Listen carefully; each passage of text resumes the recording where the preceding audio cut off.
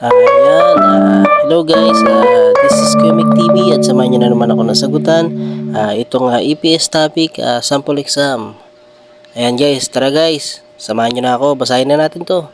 Ang sabi rito ay, Uri Puso Weso, ayan blank.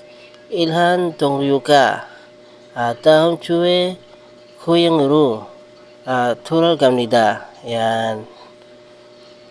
Guriso Ono Chigun, 위에 한송위를 합니다. Yan.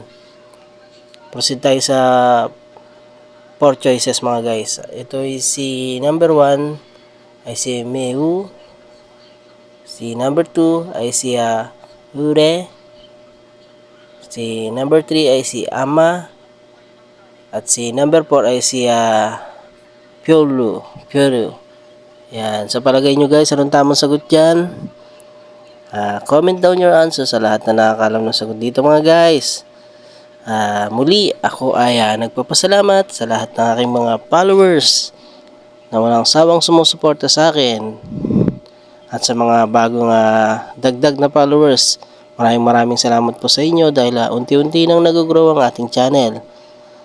Yun nga, big shout out kay Sir John Ritambur na mag-exam ngayong October. At kay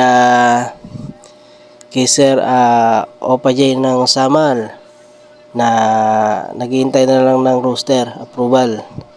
Yan, napakagaling nila guys, yung mga batch 1 and batch 2, sobrang gagaling nila dahil umabot na sila sa final at ngayon ay naghihintay na lang sila ng roster. Kaya Sir Masangay TV, ayan, magagalingan sila, mga nakapasa na sa exam. At ngayon ay roster approval na lang ang kanilang hinihintay. Shoutout sa inyo mga tol.